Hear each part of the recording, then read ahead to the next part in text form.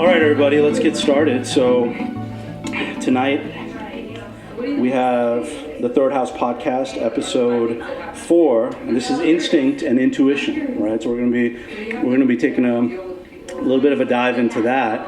And as some of you have known, others in the room, I'll kind of say it for that this podcast grew originally out of a meeting that Kiren and I had, I don't know, maybe was it 2 years ago? Was it a year ago? Something like that? I'm not sure exactly. Yeah, about a year ago, right? So the idea was that Third House Books, which for me, based on how Kiren and Heather, who are the proprietors of this space, how they always defined this space, how they created a space for me and for others to come here to feel not only a depth of connection that was interpersonal, right, but it was a depth of connection that went to a whole different place. For me, it was reminiscent of times in my life when I most needed to feel like there was a place that I belonged, and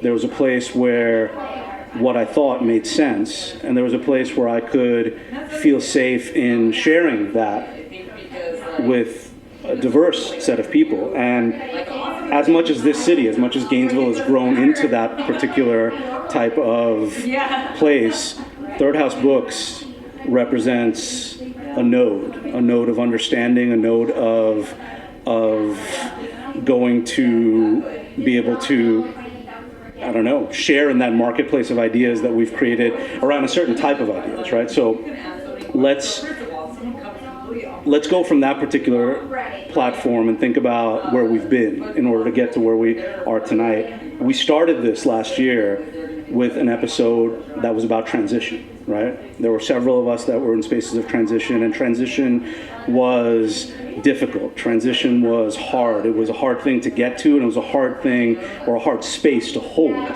And that has been more than evident in the fight that both of you have engaged in to sustain this space as a place where you can bring these types of moments together, right? So this type of moment, the way I describe it, the way I look at it, is a community ritual, right? So this is something that we call it a podcast because it's something that we want to share beyond this particular space for people more broadly. But what's important is that we've all gathered together, called this circle, to go into something that we feel is a necessary part of our lives and a necessary part of how we want to share our experiences around this space. So for tonight, instinct and intuition. So here was the idea that sparked this, right? As we all kind of came to a place of discussion, place of understanding around how we've developed intuitive practice in our lives. Everyone up here engages in a type of intuitive practice. What is intuitive practice? It is the idea of listening to that voice in those critical moments that says, I don't know, I'm not sure if he's really the one. I'm not sure if that's the job I necessarily want to take. But all of this evidence over here suggests to me that this is the right decision. Why? Because I've formed with a kind of conditioning that says, this is what I should be doing. This is the place that I occupy. This is the life that I wanted, the life that somebody else said I wanted, the life that I've grown to understand that I want, but still that voice, the little itch in the back of your consciousness, right? That voice is something that several of us have delved into. For me, going into that place was born out of a necessity, right? Because all the understanding that I gathered over several decades began to fail me in very deep, very difficult, very hard ways. And so I started to listen for that voice because it was the only other thing talking, because everything else that was talking started to become noise in my life, noise that kept crushing down with an understanding that I was failing in spaces that I was supposed to be succeeding in. But that voice kept saying, there's something else here. There's something else for you to do. There's something else for you to engage in. So that's how I found myself to the idea of intuition. But I want to start tonight with Kiren in terms of reflecting on how intuition, even in the face of very real decisions that were informed by influence from people around you, the people who were saying, Kiren, man, you should really do this, or if you really want to grow in this way, this is the way to do it. But you maintained a particular type of expression with Third House Books. Where did that come from? Where did that understanding come from that keeps you in the fight? As you were talking, I was just thinking about all the different ways. So if you look at the word intuition, I feel is just one way to name a nagging thought or a nagging feeling. You can call it the devil on your shoulder, that dissociative voice that tells you should be doing something else, the rebellious voice within your heart, or all sorts of different terms that we've come up with for basically a feeling that you ought to be doing something other than what you are currently doing. And, or a way of maybe identifying with a voice or a thought or an idea that isn't necessarily based in logic but feels right. And I guess that's sort of what drove the creation of Third House and kept me going, was just like, it makes no sense whatsoever. We started Third House a year after basically all the bookstores in Gainesville had closed down. The only one remaining was Wild Iris, and that was through like just the blood, sweat, heart, and soul and tears of Erica and the others that ran that place.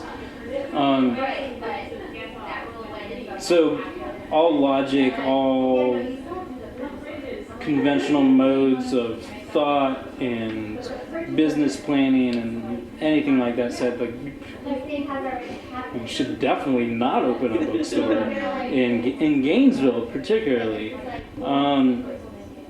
But it was reading the people that I hung out with.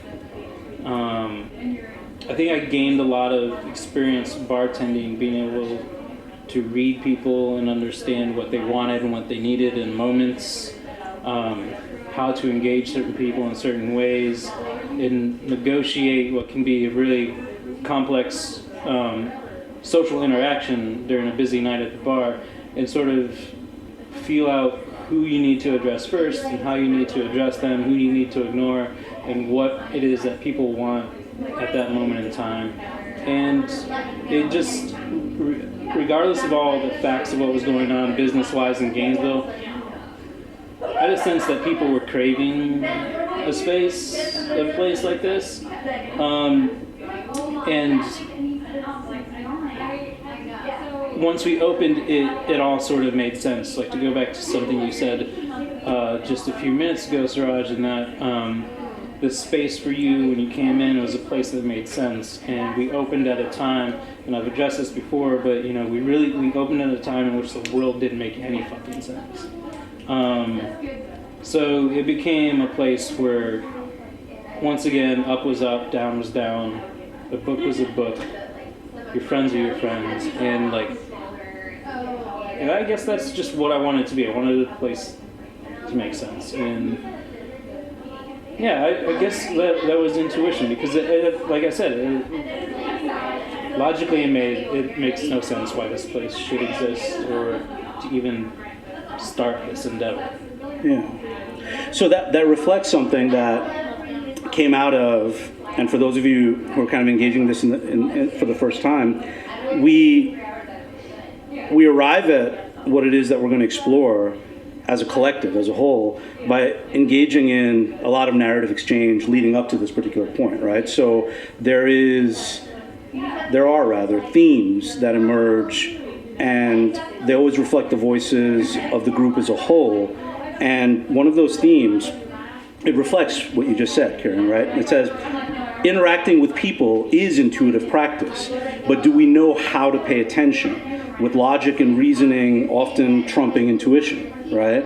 So you said something really key there, right? I learned how to read people in a space of practice rather than in a space of theory or learning or whatever the case was, right? I mean, you had that. So in that way, Sally Breedlove, right? She's an intuitive practitioner here in Gainesville, and in the time that I've come to know you, Sally, there is definitely something that I felt an increasing confidence around, right? That's why I so much value your perspective coming into this, because you have a way to show that intuition goes beyond listening to a particular voice, but also situating where that voice comes from, being able to harness it, being able to find ways to it, right? And that's the kind of practice that you engage in, which I'll let you talk about. But give us a sense of what your experience has been, especially recently, where you had to kind of turn that inward, right, to find your own voice. It's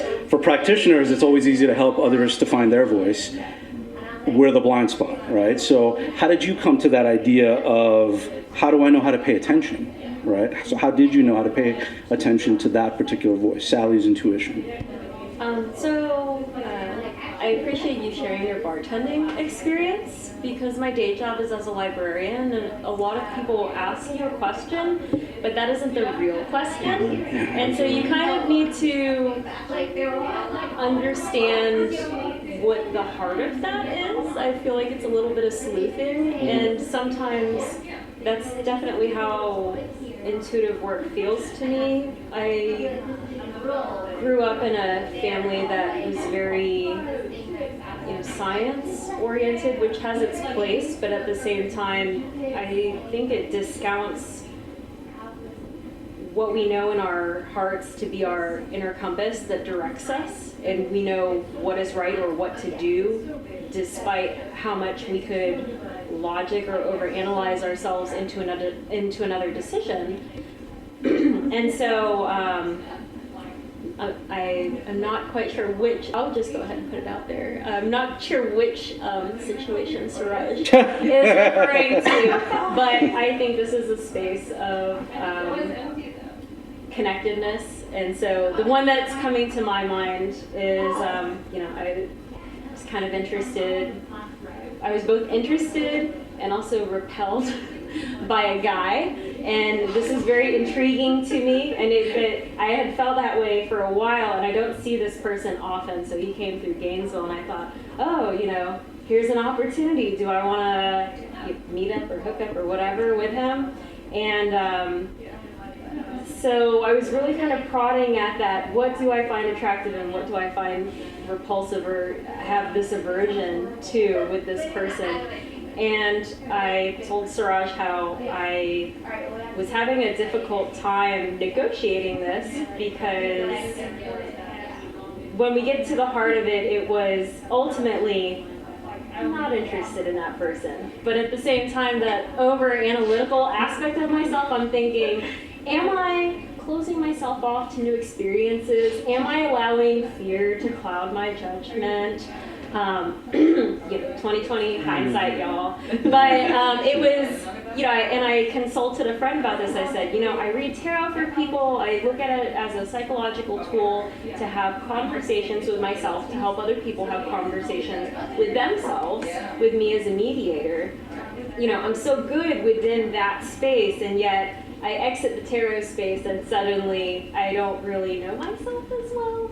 And he had a really great perspective and said, well, what are the real life consequences of this decision that you don't feel good about this guy now? And I said, well, I guess I'm just beating myself up over, I actually knew better than didn't. And he said, well, intuition's a muscle, you gotta work it out, and now you have, so why don't you work on practicing working that muscle in other ways that you feel more comfortable failing at.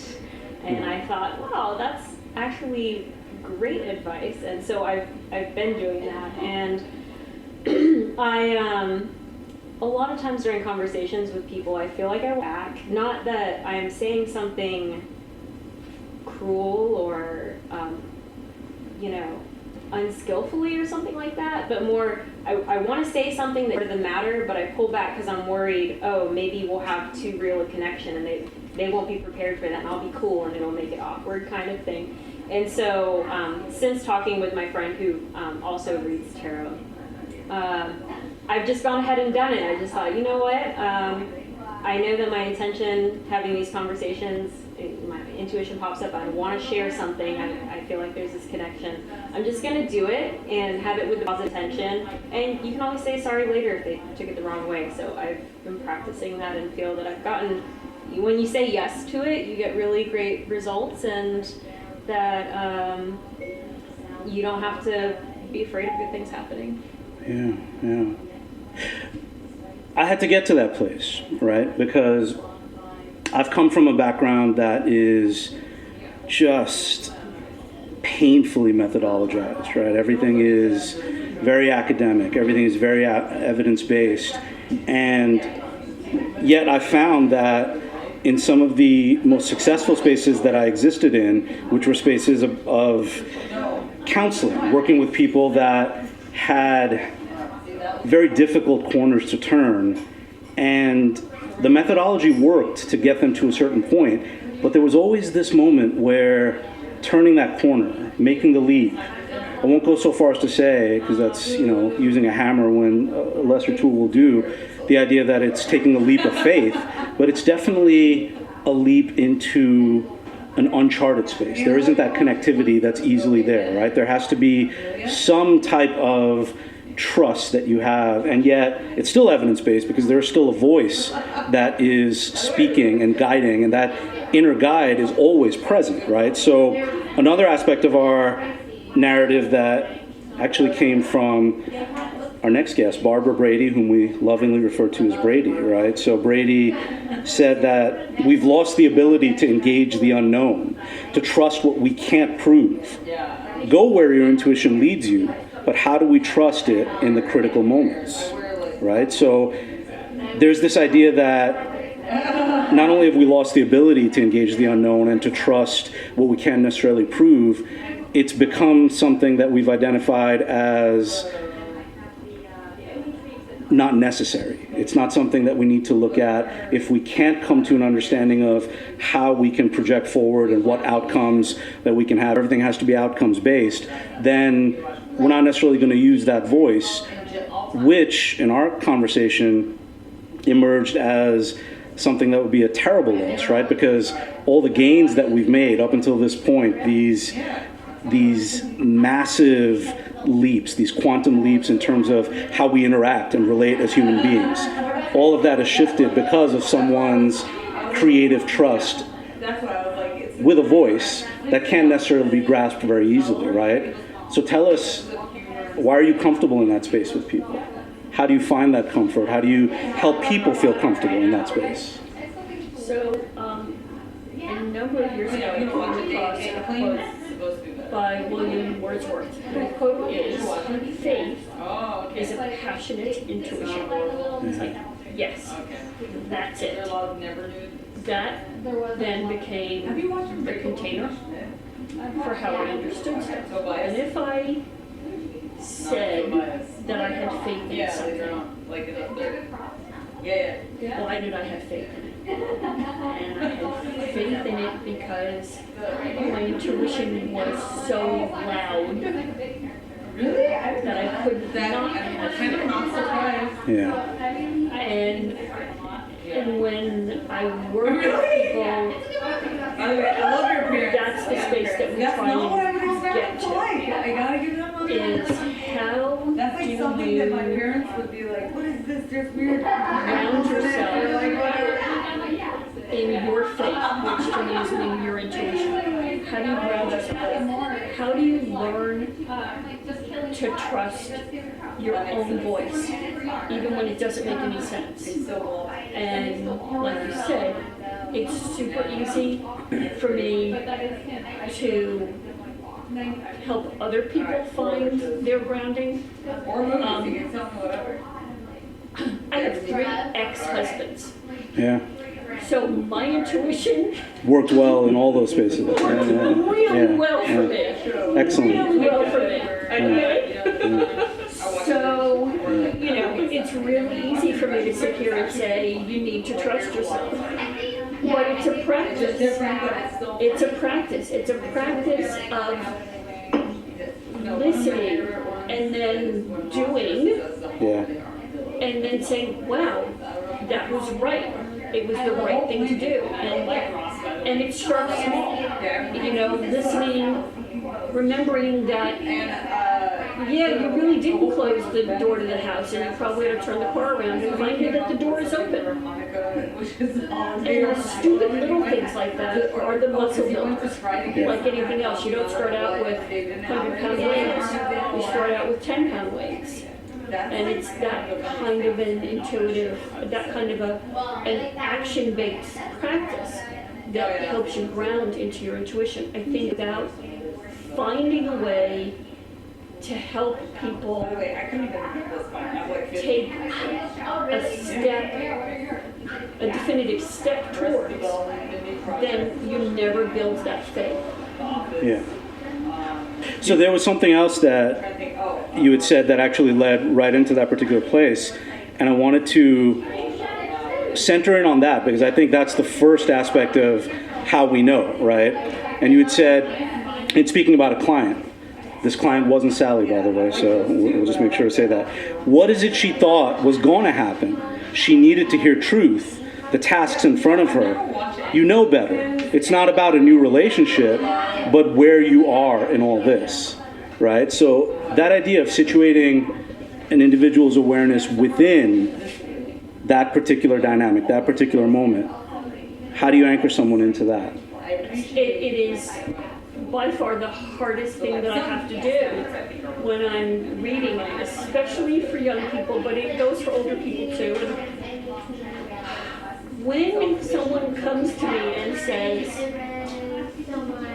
there's this guy, the first thing I do is take a really deep breath and say, okay, Barbara, don't be judgmental. Let your intuition guide you here. Because my clients want to know about the guy. Yeah. I don't want to talk about the guy. Let's talk about you.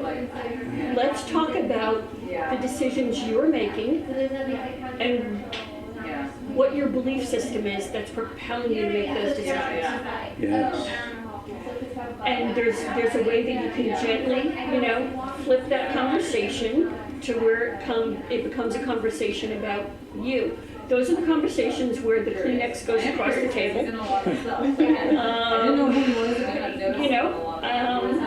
And they're tough places, but I don't have anybody walk up and leave those sessions not being grateful. And that's not about me. That's about them hearing what they needed to hear, which is what I've been guided to do for them. But if the only thing I ever do from all of my years of doing intuitive coaching stuff is help people trust their own intuition better, then it's a total win for me. And I can go to the next phase and haunt the people I love very happily.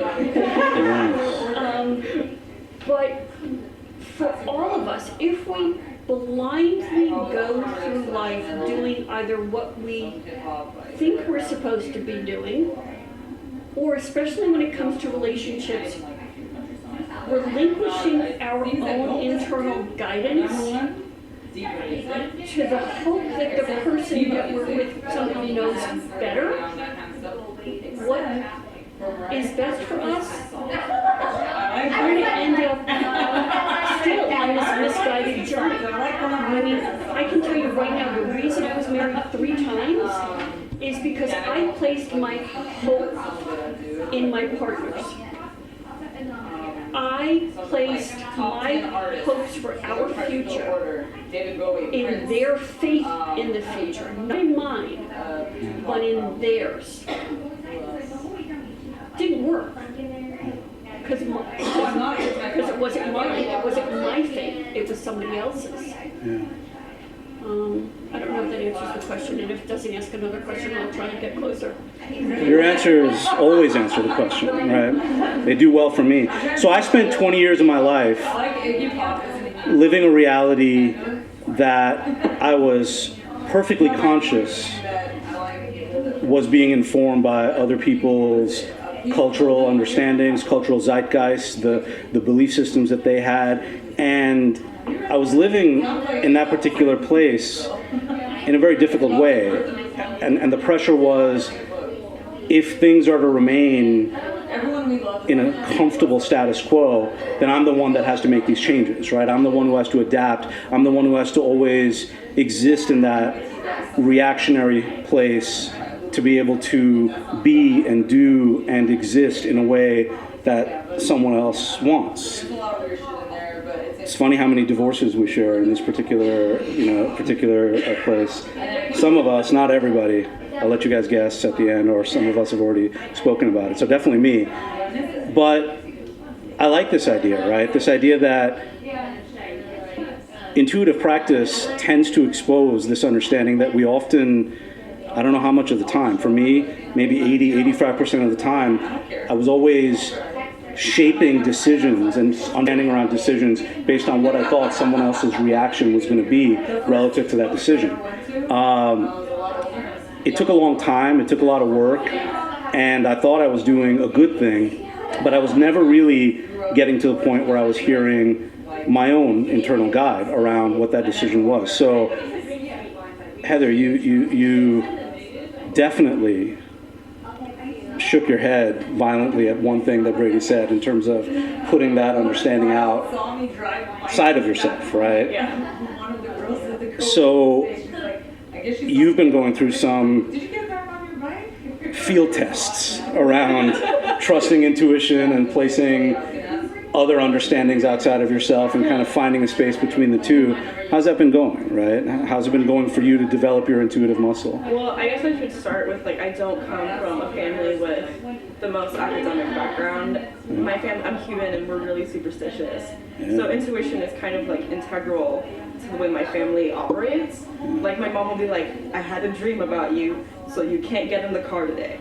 And so there's a lot of that still. And I talked to Garrett about this the other night, but when I was a kid, I just one day had this intuition that my dad was cheating on my mom. And then I caught him. And so I was 8 or 9, so it was one of those things where I've always really trusted my inside voice, and I never went through this kind of not trusting it. If anything, I kind of run with it too much. And I'm like, yes, let's go, Knight of Swords style. I'm just full speed ahead. And I've realized that, the whole thing with putting your hope in somebody else. When you put your hope in somebody else, you relinquish that hope in your own voice. And instead of, like you were saying, making a decision that you think you should because other people might judge that decision, I knew Kiren for weeks before he gave me a key to third house. Most people will think that's crazy, but I knew Kiren for 2 weeks. It was crazy. But it worked. But it worked. Yeah, and I guess that was intuition on both ends, but I was like, Kiren's a cool dude and I trust him. And Kiren was like, well, Heather's cool, I trust her. And to most people that might be crazy, and to a lot of people my decisions might be crazy. Why are you running a bookstore? You don't get paid, what's going on? And I'm just like, this is something I care about. And, I realized the more you make decisions where you think, well, what will someone else think? You're suffocating the voice in your head that's telling you what you think you should do, or telling you what you truly should be doing. A representation of yourself that's hey, this might be the best thing for you. When you make the decision instead and focus outwardly, that's sometimes stifling. And I think, just like Brady said, when you put your hope in somebody else, you're relinquishing your own, and that's an injustice to yourself. It's important, as you said, because I think we both have that way of reflecting relative to Kiren, right? That his intuition is something that I'm very thankful he knows how to access and trust, because as much as he let you into this place in a relatively short period of time with all the trust.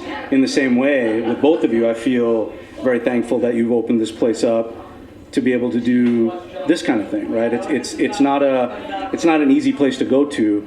It's not an easy landscape to navigate, and it tends to be like that podcast after podcast. But for me, what I put out there was that value that my internal voice was saying, that there was a necessary to create value around ideas, around notions, around ways of being that we may have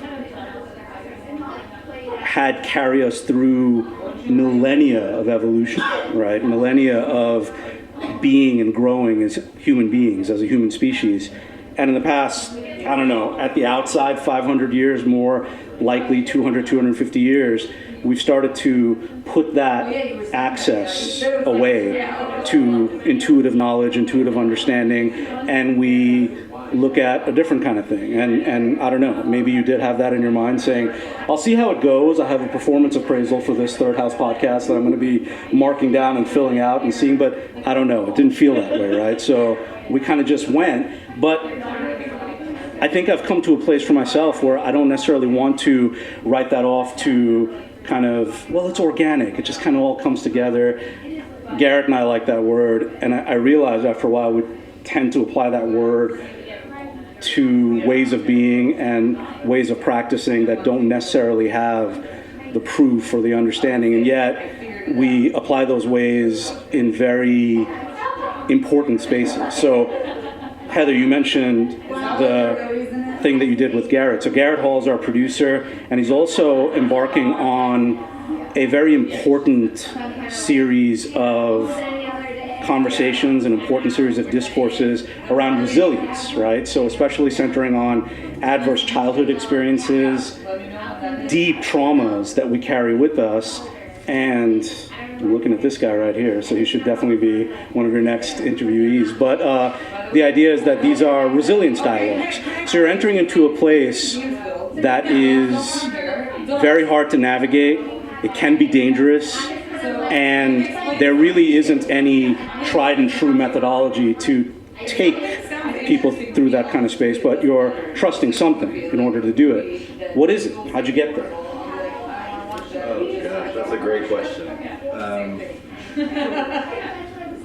What I'm trusting, first and foremost, is that the process, the intuitive process worked for me, and therefore I'm making a fairly safe assumption that it's going to work for other people. Because I understand how it worked for me. So to kind of give a little bit of background, I came from Siraj mentioned a 20-year period of his life where paradigms of thinking and ways of doing were a certain way, were prescriptive in a lot of ways, and I share that same experience. And what ends up happening in a place of prescripted living is that you abandon your own intuition, you abandon your own ways of thinking, and you adopt the collective thinking.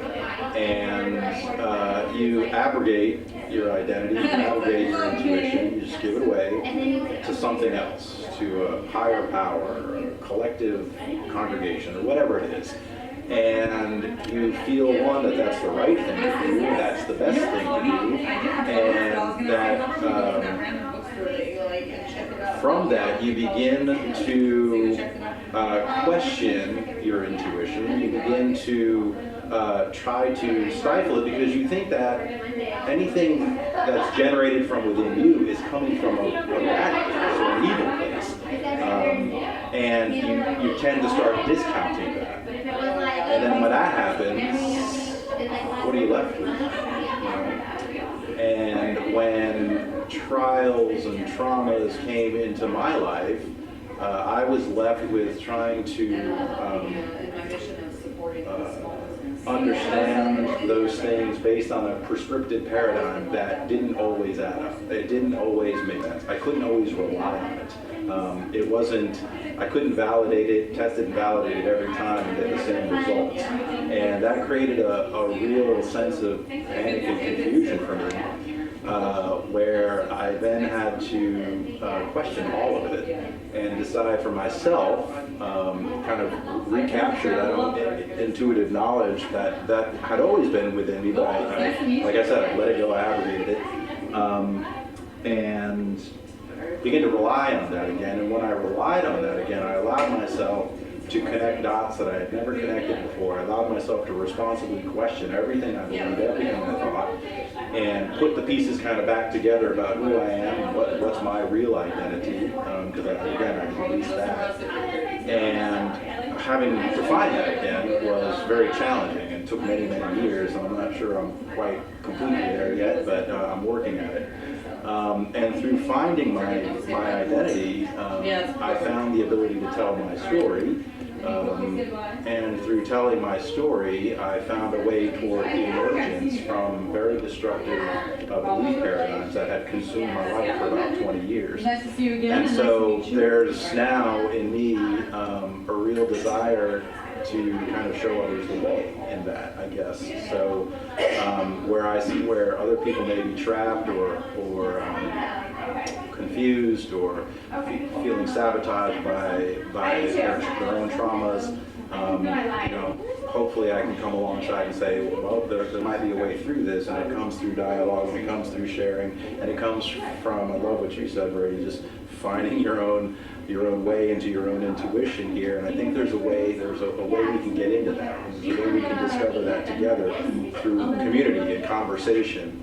And so now I value that. I value this dialogue. I value what comes out of these podcasts every time, because we all walk out of here with having gained a little something, and being able to apply something different in our lives. So I used to, I might just go off on a tangent here just a little bit. So I used to judge people heavily, and question what they were doing, question the decisions that they were making, and in a very condescending way. And the temptation is still to do that sometimes when I see people operating out of, say, the paradigm I used to operate out of. There's sort of this, what are you thinking? What are you doing?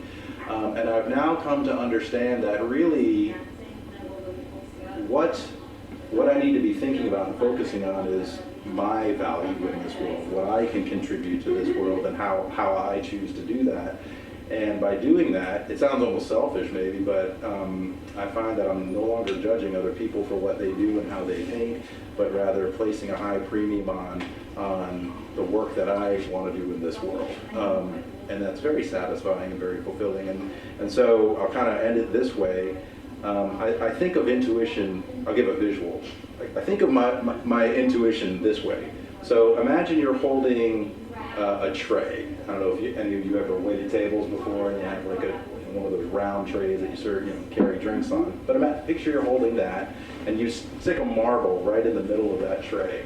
And then on the perimeter of that tray are decisions you can make about any number of things, directions you can go in life, choices you can make, that kind of thing. And it's a spectrum of things, and that spectrum is determined by things you think you want to do, things other people think you should be doing, and so it's a gamut of things around that tray. And then so let that tray kind of tilt in the way you feel most comfortable, and that marble is going to roll to the best decision for you if you allow it to. Does that make sense? So if I'm lost, or if I'm stuck, or if I'm questioning, or if I'm doubting, or whatever, I kind of think back to that tray and which way that marble's going to roll.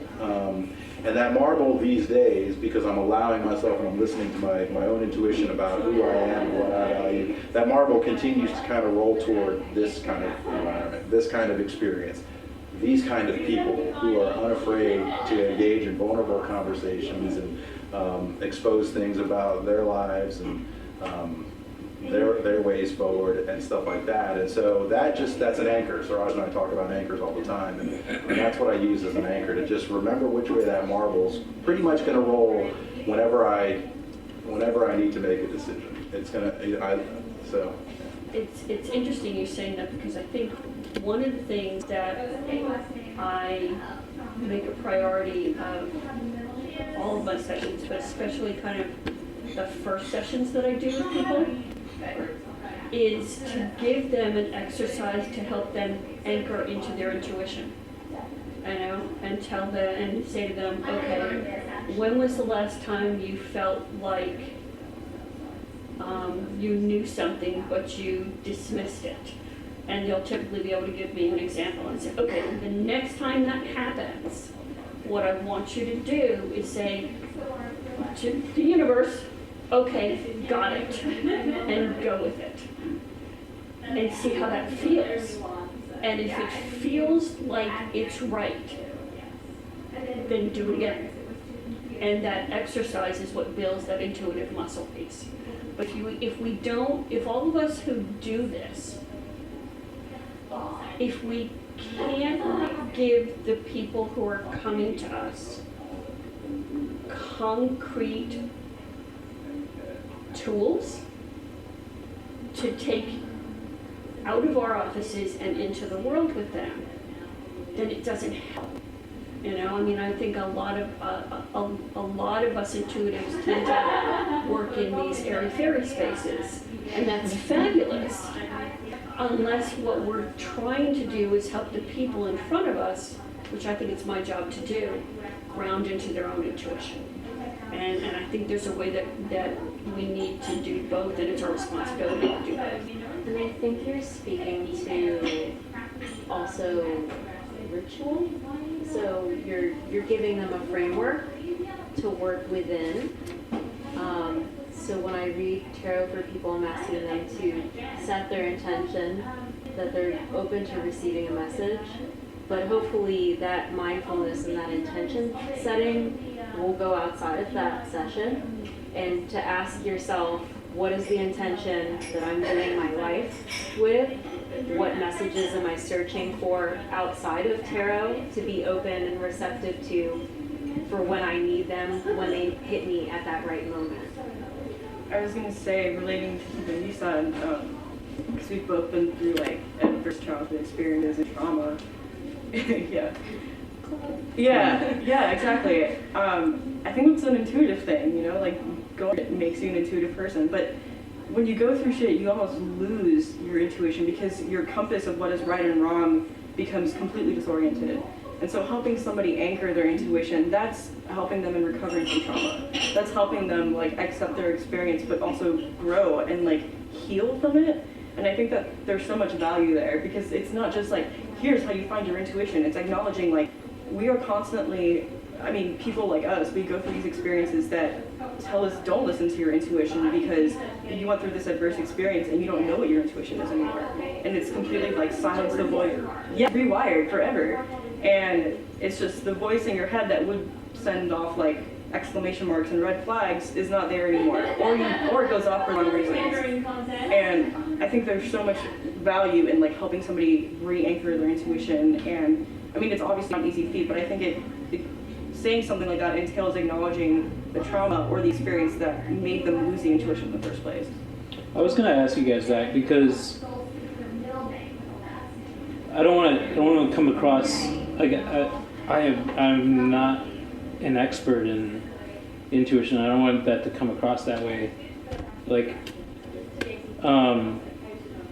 you guys actually feel like you're good at intuition? Because I'm not. I feel like I'm very good at this thing of when a friend or you're even a stranger comes to me with troubles, I'm really good at listening to them and offering them advice on how to reevaluate their situation and think about themselves and be a little bit more selfish and find yourself before you make this decision, this and that. But all the decisions I've made that I could call intuitive, I suppose, have come basically when I've reached the end of the rope in terms of exhaustion or really understanding how my world is.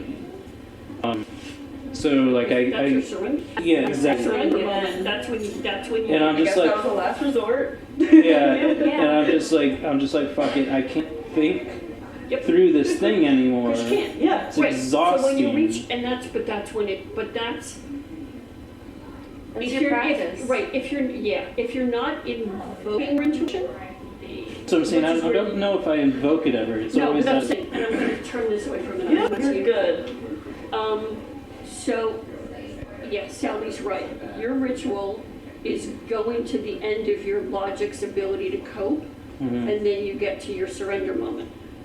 All of us have different ritual places. I think that's a really common one Yeah. in our culture.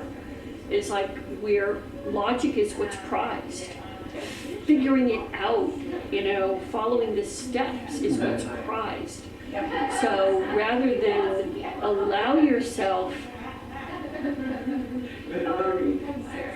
to be guided by intuition before you get to that place, you're invoking the most common ritual, which is going to the nth of your logic before you finally say fuck it, which is the ritual chant. Really, it's the ritual chant is fuck it. I can't. I'm done. Yeah. Somebody tell me something else. Yeah. But the intuitive muscle piece, if it's activated strongly,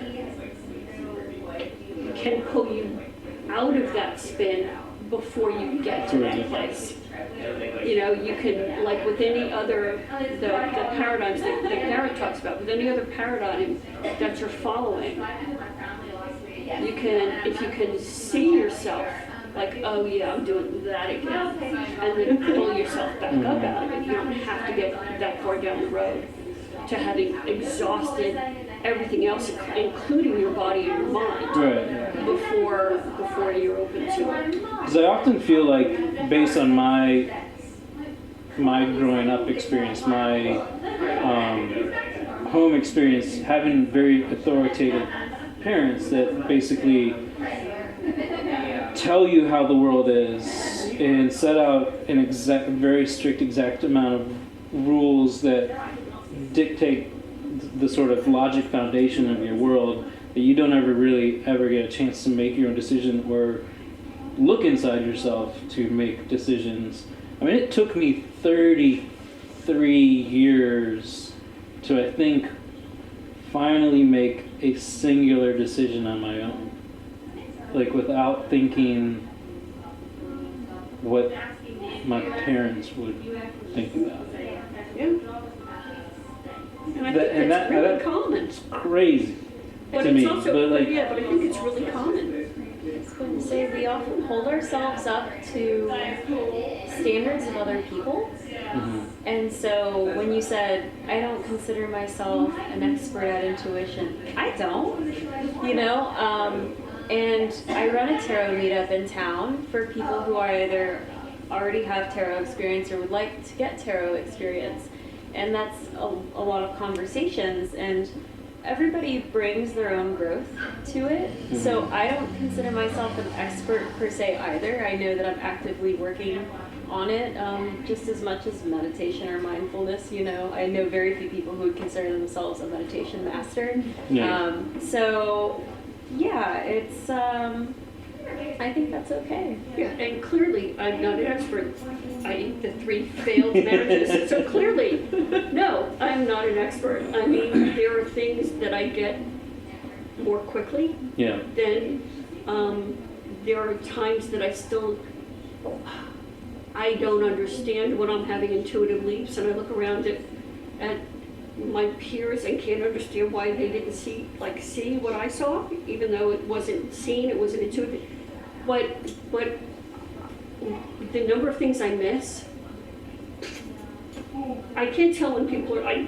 I am a social services worker.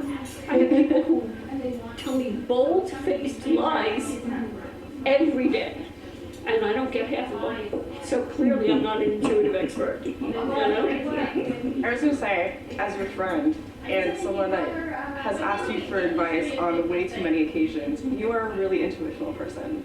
And I think that we all have talked about how like our blind spot is ourselves. And I think that's why it's so important for things like this. Because like even like last week, Aliza was here, who she's not here today. She was supposed to talk about tarot stuff too. She was here last week and having this weird situation with like, I don't know what to do about this guy. And I was like, let me do a reading for you. And she's like a professional astrologer with a book. And I gave her a reading and she was like, holy shit. And so I think everyone's blind spot is themselves. I mean, my blind spot's myself. I have 2 abusive relationships. She has 3 marriages. And I know with the way that you've grown up, like you're expected to be this person with to completely unrealistic standards that will never happen to anybody. Like you're expected to be a saint, all right? That doesn't really happen. So I think that you have to reach this point of exhaustion before you consider other options, but that's not true. You can always like just quiet what the I should do's and what people think I should do and be like, what should I really do? And pay attention to you. And I think that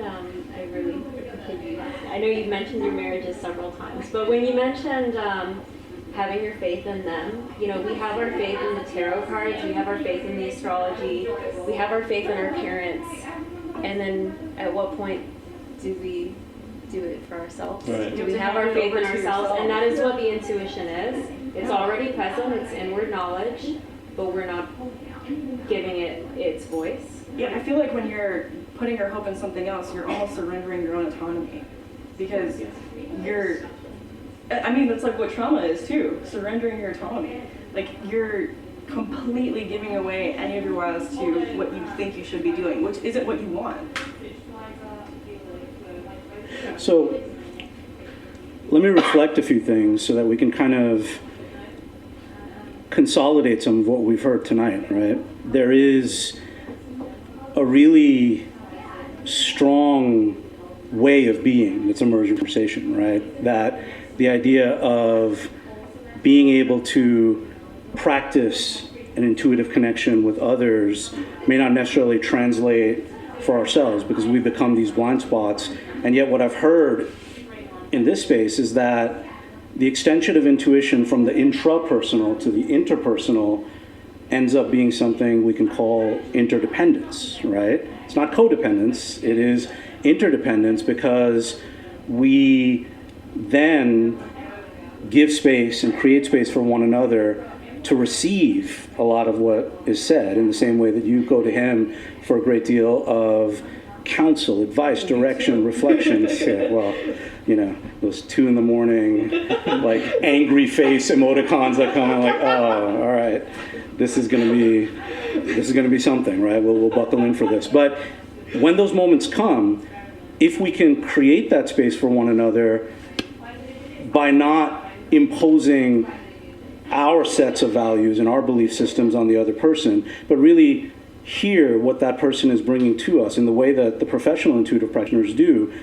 the idea then is that you're situating, again, always that person in the narrative that they're creating for themselves. So for me, in the work that I've done, and where my art mostly is with people who have gone through really deep trauma relative to addiction and recovery. And in those particular spaces, as Garrett had said, as Heather had said, life is turned upside down, right? There isn't a trust for a particular voice, and a lot of methodology that exists is telling you at present that that voice is not something that can be trusted now.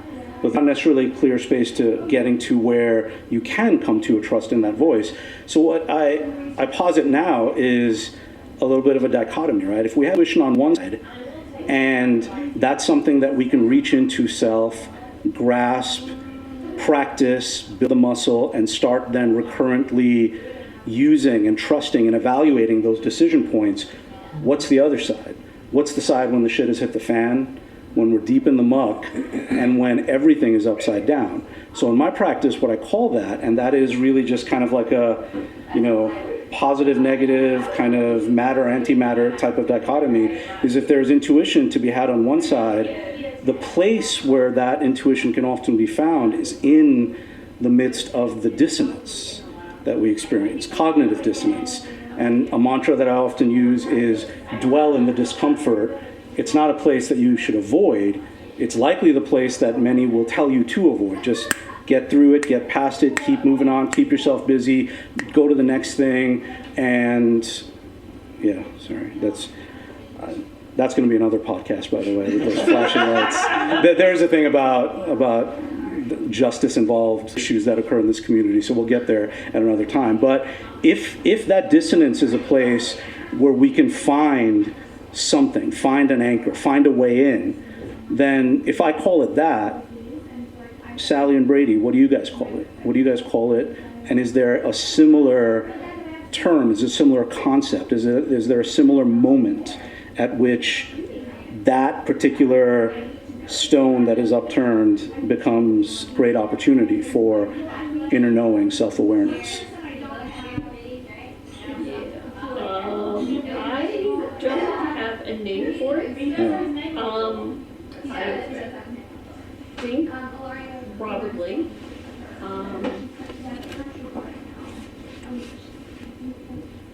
Yeah, I can hear myself in readings I've done with people. Yes.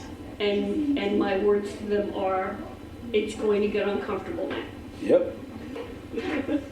And the next thing they hear is typically not something that they really were looking for when they called me.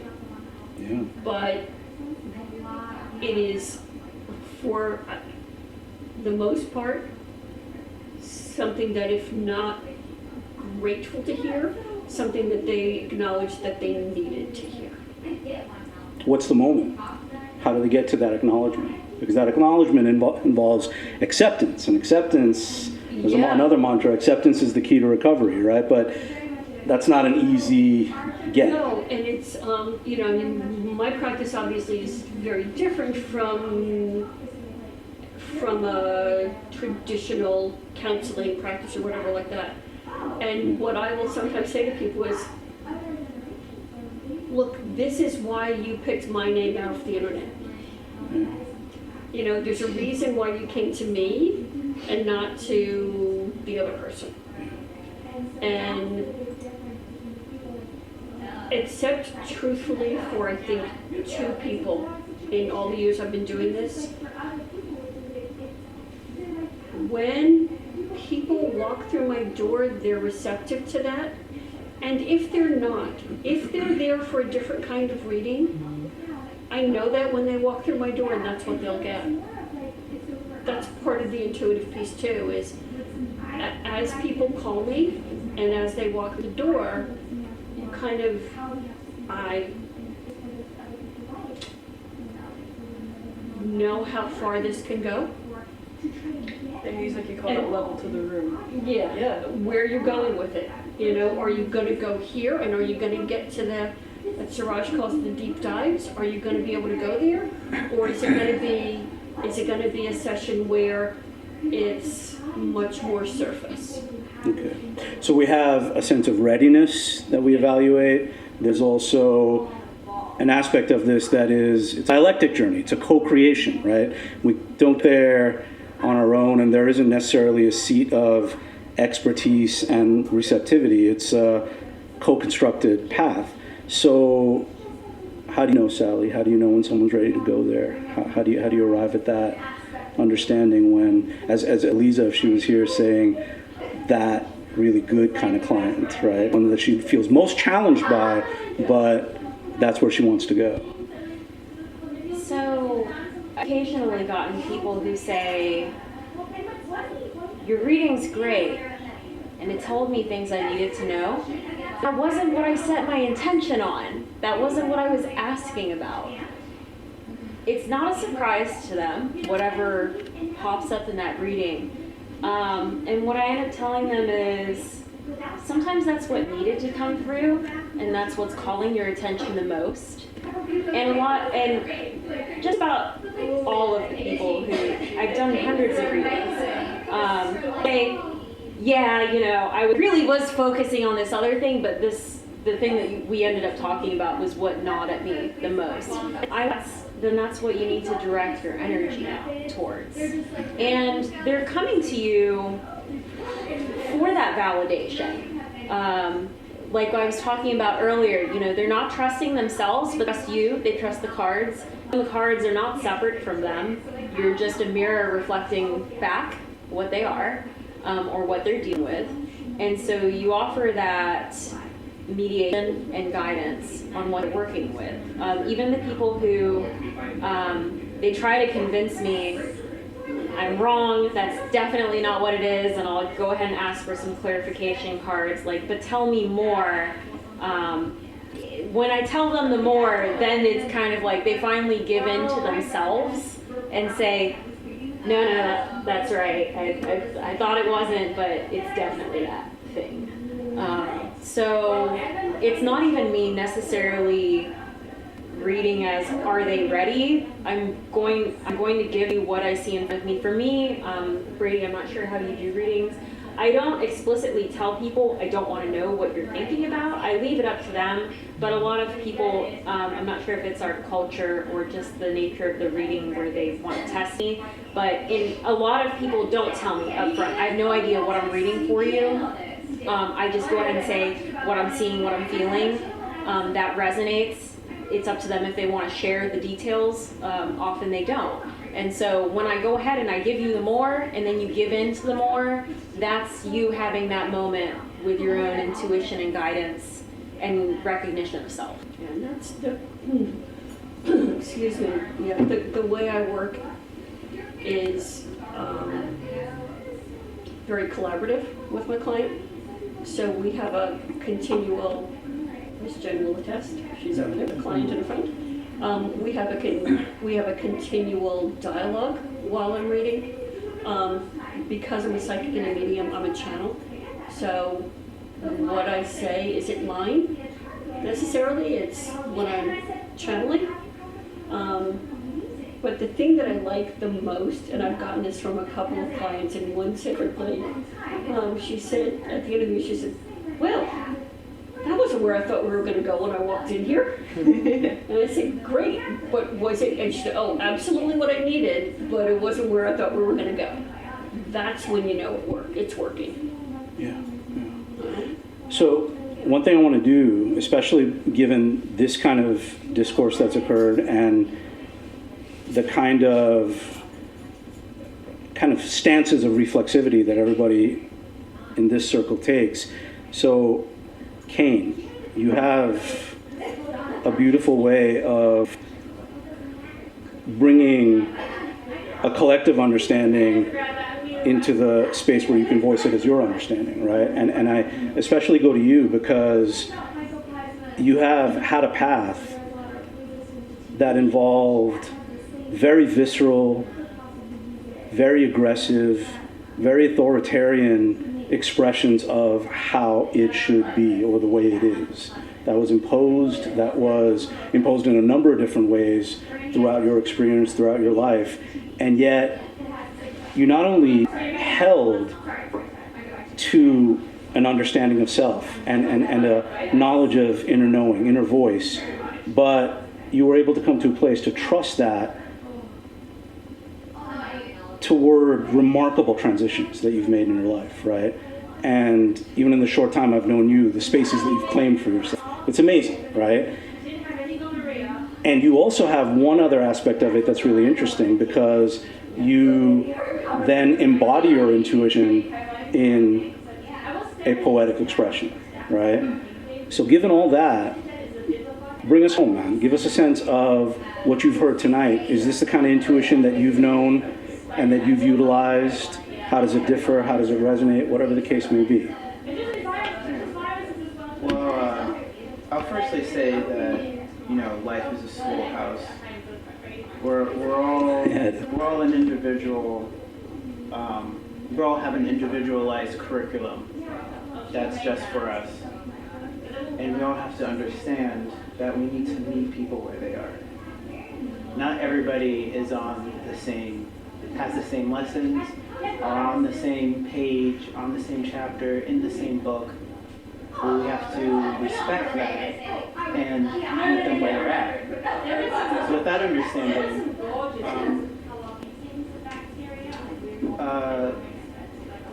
one thing that came up to my mind listening was to be more kinder to yourself.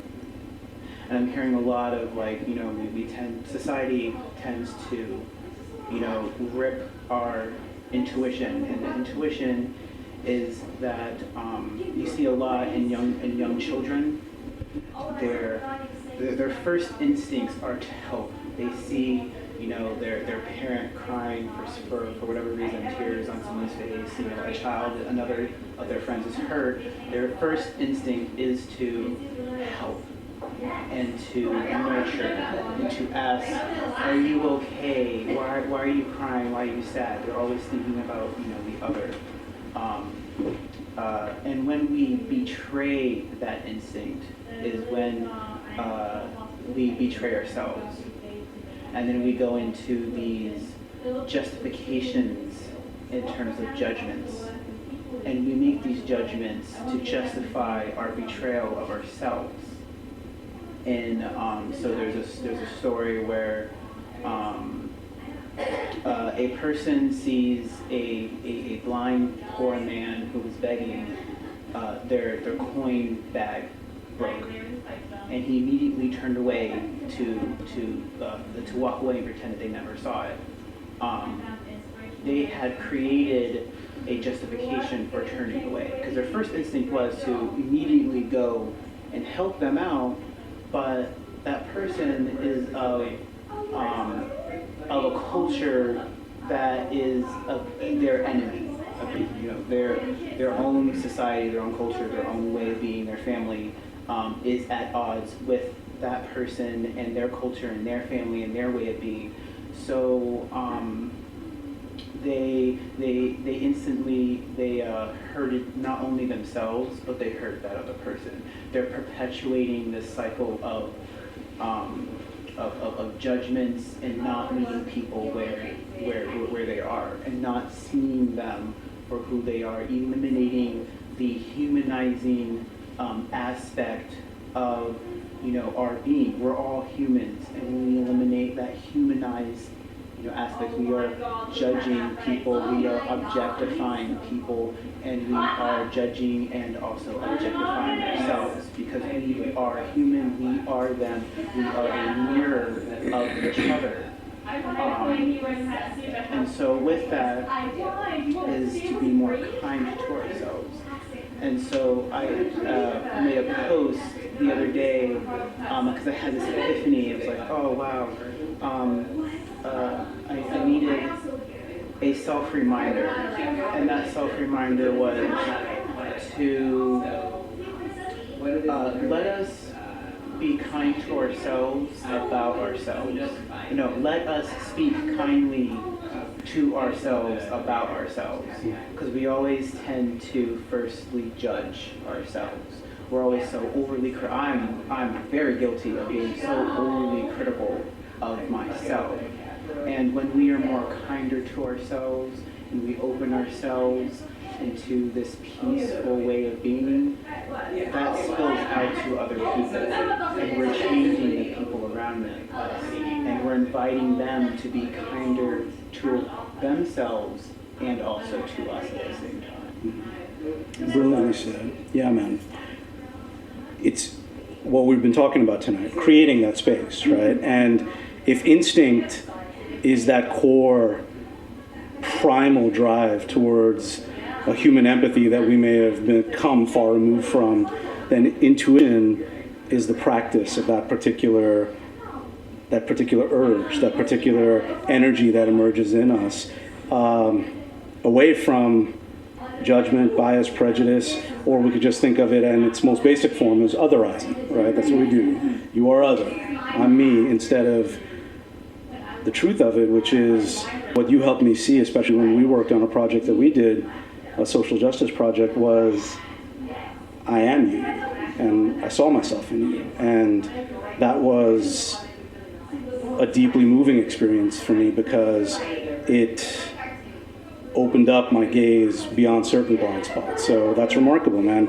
You then are also an intuitive practitioner as part of this circle. So let's round it out. How about, from our core circle, a learning shot, a takeaway in terms of situating this understanding around intuition? So, Garrett, what do you walk forward with, especially as you're engaging in these difficult journeys with people in terms of resilience dialogues, restorative justice, and interrogating deep trauma, right? What do you bring with you in terms of what you've heard tonight? I go next. You're going first, buddy. Get a minute to process this. It always comes back to the same word for me, that's value. You know, to just intrinsically value the individual who's sharing of themselves, who is giving of themselves, to value the process of the exchange, and to value and trust that the engagement that I'm helping to facilitate is right and good and fruitful and meaningful and important, you know. So I like what you said. Just be kind to ourselves, and because there would have been a time I would have judged myself for even that, you know, for even thinking this about the process, you know. It's only valuable if it's done a certain way, under a certain set of guidelines and parameters. Otherwise, it's not only not valuable, you know. And so yeah, value. Yeah. Heather, how about you? So Kane, I want to say, if you wouldn't say it to a friend, don't say it to yourself. I don't think my best friend would ever be like, you're a piece of shit, you know? I mean, only, you know, jokingly maybe, but, you know, if you wouldn't say it to, like, your best friend, don't say it to yourself. But I kind of built on something that you had said about validation. I think that's a really important word when we talk about intuition, because we opened this up with Kiren saying that intuition is the voice that tells you that something is the right thing to do, even though it seems against reason. And I feel like sometimes for me, intuition's the right thing to do very clearly, and it's the voice of reason for me. Yes. And when something turns out well, that there's a validation in that, and there's a learning to trust yourself. And so I think it's not always a denying of like real life situations, but also acceptance of them. Like sometimes your intuition is solid and also logical at the same time, and there's this like harmony of all those things. And so I think validation is a really important word when we talk about intuition and instinct, because you know there is this desire to like distrust it all, because you wonder like where did this idea come from, but what if you follow that idea and it turns out right? I mean, like I've been hearing for 2 weeks, this is going pretty well, you know. So it's one of those things where it's not always the crazy voice, but also the logical one. And you're building a base of evidence. Yeah. Right? This is how it works. That's really good. Track record. Track record. How about you, Brady? I think it's about paying attention. Yes. We put our attention to everything else, but to what's coming from within. And I think, I mean, Sally spoke about it early on when she spoke about mindfulness. You know, it's about taking a minute and really paying attention to where you are, what's the information you're getting, where is it coming from, and what action do you do next? Yeah. How about for you, Sally? Does that resonate? Yeah, definitely. Everything everybody said, I'm grateful for this experience tonight. And it's easy to look at the world in binaries of it's either this or that. And as you were saying, you know, we can recognize that our inner voice, intuition, instinct, whatever you want to call it, it has a place, it has respect, and we can give it that without saying that it's a degradation of logic or reason. Yeah. In some of the biggest conflicts that are brought to Brady in times with friends, we create this space for one another. And there are just moments when I want to desperately dichotomize. This is this way, this is that way, I'm on this side of the thing. And I just want validation from Brady. And she gives me this look. And the look is a look of wisdom, because you give that look to me as well in different times. Yeah, you're giving it to me now, right? And that look is then followed by the statement, yes and, right? So that is just a kick in my ass of self-awareness that comes in exactly the way you said it, Sally. So how about for you, man? How did this thing all come together tonight? I think maybe what I've sort of place I've gotten to is that maybe we all start out with extreme powers of intuition as children. Yes. Because your whole experience is based on your very visceral perception of the world, and hopefully as an infant and as a toddler you're being taken care of. So your experiences are, there's these two people I barely know that are taking care of me. You have these observations about, like, an enormous amount of observation around the world. So your intuition is basically, as Kane was saying, is to take care of others, take care of yourself. But somewhere along the way that gets fucked up. And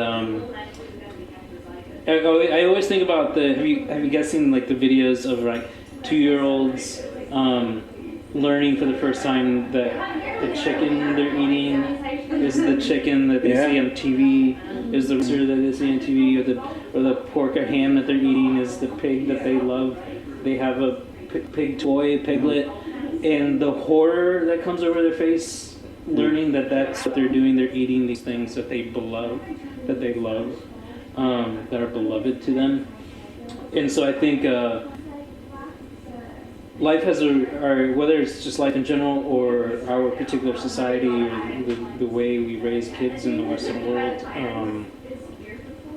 we do a particular damage to them in terms of trusting their intuition. And so that's where I've sort of gotten, like, everyone's gone through an individual and collective experience of losing intuition in either a really banal way, just growing up, or an extremely traumatic way. But you end up in the same place and sort of not trusting your own intuition. So think of the intersectionality that we've had tonight, right? Intuition, and then there's interdependence, there's self-authorship, there is self-determinism, there's compassion, there's empathy. That's why we did it in this way, right? Intuition is kind of the catalyst. It's the wellspring from where all of this comes. And you're right, we have this when we're younger, when we're children, is because we're very close to the source at that point. Now here's a real mindfuck, right? It's when Brady says to me as well, when I say something relative to that, we've had very similar experiences with parental units, and she says, oh yeah, but you chose them before you came here. I'm like, damn it. So there's never a way out of that, right? I can never be justified, right? So yeah, she speaks well. She speaks truth. So folks, that was tonight, right? That was Instinct and Intuition. It was trying to find a way where we can situate this. Ultimately, what our hope was for this particular thing, and as it grows forward, is that we make it part of the community ritual. We come to each other for this. We seek those who engage in the practice, and we don't necessarily demonize that which cannot be known as that which is invaluable, right? Or not valuable, I should say. That which cannot be known now is definitely something that which can be known soon. We just have to work to get there. So that was episode 4 of the Third House podcast, Instinct and Intuition. I want to thank Kiren and Heather for always not only opening this space, but they create this space. It's intentional. And that's something that we're going to get into later down the road, is in how intention comes from intuition, right? How we build out of that. I want to thank Sally Breedlove. So again, I'm going there tomorrow night, Coffee Culture, and that's where, 7 to 9, that's where she does amazing meaning-making work, which is something that I have that term for myself. And wait till you see her deck as well. And the tarot deck is, I mean, it's up near the Dali deck, man. This particular Deviant Moon, right? I know, man, I know. But I definitely dig this. Also, Barbara Brady. Brady is an intuitive life coach, and she has done remarkable work for people. We have evidence of that in this room as well. Seek her out, because she's always willing to take you where you know you need to go, but you don't really want to go. So it is a good place. And Garrett Hall, our producer, but who's also engaging in remarkably incredible work, at least starting the path of inquiry into spaces that we often avoid. And that's a whole other story in terms of deep traumas that people experience. So there's a lot of people doing a lot of good work. Look for that. It'll come through this space. It'll come through other spaces. Kane, can't wait to have you back for something, man. So we'll definitely go deep about that. But thank you very much. That's a wrap. Episode 4. Thank you.